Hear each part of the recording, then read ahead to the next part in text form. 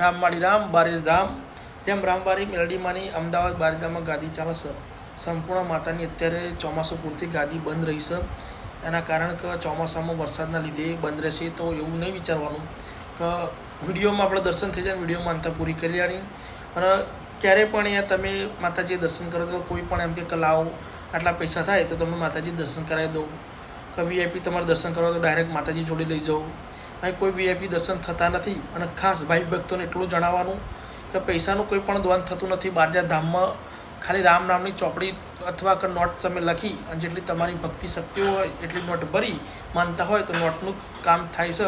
એ રામ નામ લખેલી ચોપડી ત્યાં જમા કરાવી અને અથવા બીજી નવી ચોપડી લઈને તમારે રામ નામ લખવાનું શરૂ કરો। જેમ કે રામ નામથી ભવ તરી જાય છે।